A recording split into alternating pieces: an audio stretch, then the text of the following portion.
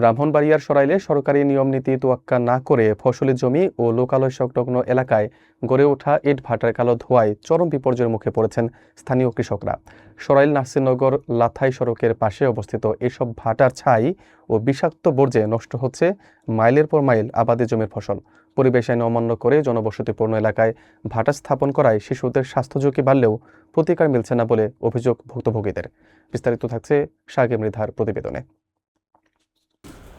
ব্রাহ্মণবাড়িয়ার সরাইলে সড়কের দুই পাশে ডজন খানেক ইটভাটার বিষাক্ত থাবায় দিশেহারা হয়ে পড়েছেন স্থানীয় কৃষকরা।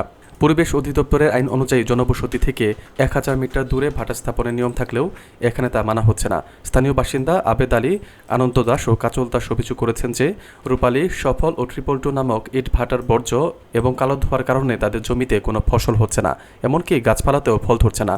কৃষক আবেদ আলী জানিয়েছেন যে বিদেশ থেকে ফিরে পৈতৃক জমিতে লাখ টাকা বেয়ে টমেটো চাষ করলেও পার্শ্ববর্তী 3টি ইট ভাটার ছাই ও ধোঁয়ার কারণে তার পুরো ক্ষেত পুড়ে ছারখার হয়ে গেছে।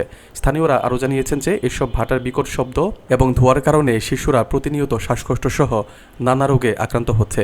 অভিযোগ উঠেছে কোনো কোনো ইট ভাটার মালিক নদী দখল ও আবাদি জমির মাটি কেটে নিচ্ছেন এবং সড়ক ও জনপথের জায়গা দখল করে ইট মজুত করছেন। পরিবেশ অধিদপ্তরের ছাড়পত্র ও তদারকি নিয়ে ক্ষোভ প্রকাশ করে ভুক্তভোগীরা জানিয়েছেন সরকারি নিয়ম উপেক্ষা করে এসব কর্মকাণ্ড চললেও প্রশাসন কোনো কার্যকর পদক্ষেপ নিচ্ছে না। প্রিয় দর্শক, আমরা এসেছিলাম ধর্মতীর্থ এলাকায় একটা জমি, ওদের কৃষি জমি দেখার জন্য, টমেটো বাগান।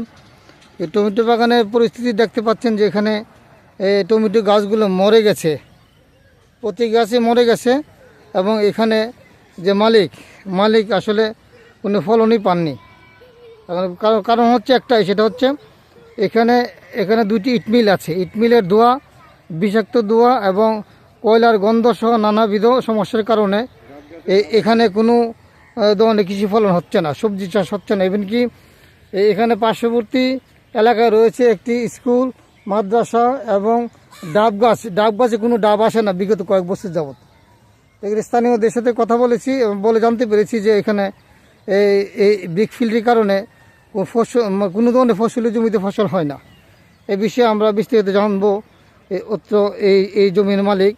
আমার নাম মোহাম্মদ আবেদ আলী। আচ্ছা, আপনি তো এই জমির যে অবস্থা দেখলাম টমেটো বাগানের, খুব করুণ দশা। এই দশা কিসের জন্য? এই দশা স্যার, এই দশা আগে ছিল ভালো, যে মাত্র ইট মিলের দুমাড়া আইছে হাতের মধ্যে, তখন সব কিছু আস্তে আস্তে আস্তে আস্তে মরে গেছে। আর কি কি সমস্যা হচ্ছে? ইট মিলের দোয়ার কারণে আমরা ডাব গাছে ডাব পাই না। পুকুরে যে চাষ করি মাছ, পুকুরের মাছের রূপেও আমরা দেখা গেছে যে পানির রূপে কালো একটা ইট মিলের দোয়া ফুরে থাকে। তারপরে ফুলাফানের সর্দি, কাশি এগুলি তো লাগিয়ে আছে। এই ইট মিলের কারণে আমরা আর এই কুফসলাদি আমরা করতে পারতাম না। আর কিয়ামত পর্যন্ত ইচ্ছা হইতেছে যে এটা সবকিছু বাইঙ্গা টেঙ্গা হরাই দিই। আচ্ছা, শুধু আপনার কি এখানে একটা জমি না আরো জমি আছে? জি আছে, আমার আরো জমি আছে। আরো জমি কতটুকু জমি? এই জমিটা কতটুকু? এটা আছে আপনার আড়াইখানি। আর অন্য জায়গায় যে আছে এটা কত? অন্য জায়গার মধ্যে আছে পুষ্কুনি, হেফার আছে আধগানি, আর একটা নতুন একটা চাষ করার লেগে গেল 10 আচ্ছা, তো সবগুলো কৃষি চাষাবাদের অবস্থা একই রকম? তখন কি চিন্তা করছেন আপনি? এখন চিন্তা করতেছি কি করুম, আমরা কৃষি করতে পারুম না পারতাম না। আচ্ছা, এই ব্যাপারে কি মিল মালিকের সাথে কথা হয়েছে আপনার? না, মিল মালিকের সাথে কোনো কথা নাই। কথা হয়নি না? আচ্ছা, এমনি কি প্রশাসনের কাউকে জানাইছেন বিষয়টা? না, এগুলি কারো কাছে জানেনি।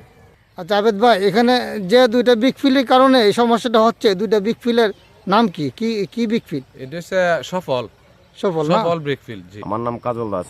আচ্ছা কাজল ভাই, এখানে আমরা এসে দেখলাম যে বিভিন্ন জমিতে পাতা মরে যাচ্ছে, গাছ মরে যাচ্ছে, কোনো ফলন নাই। এসবের পিছনে কারণটা কি?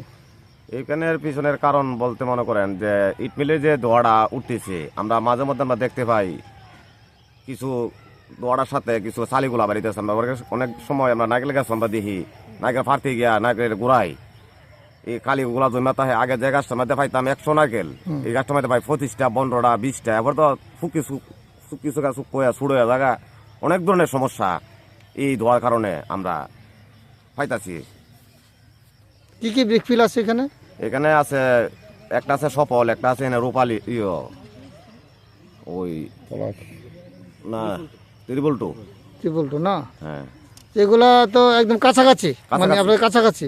এই তো আমাদের বাড়িতে এখানে এই বাড়িতে আমাদের বাচ্চা কাচ্চা যে সমস্যাগুলা, হাড়ের সমস্যা অথবা অনেক গুলো সমস্যা দেখাইতেছে ডাক্তারদের যাওয়া শ্বাসকষ্টের মধ্যে, অথবা অনেক ধরনের সমস্যা কোনো শেষই না। আমরা অনেক ধরনের। আমার নাম আনন্দ দাস।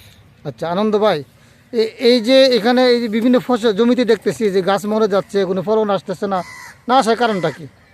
কারণটা তো মনে করেন এই দুমা ছাপ্পা পরে দে বাতাসে ফালাই গাছে অনেক ক্ষতিগ্রস্ত হইতেছে। দুমা পড়তেছে তো এই নিচে, আর কিসের দমা এটা? ওই ইট মিলের যে চিমড়ির দুমারা, এটা তো নিচে চাপ মারতেছে। আচ্ছা কি কি ইট মিল আছে এখানে?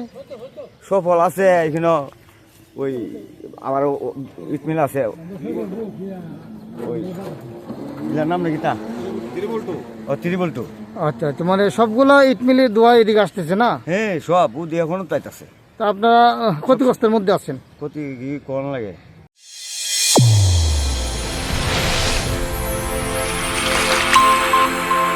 চ্যানেল A1 হৃদয়ের স্পন্দন।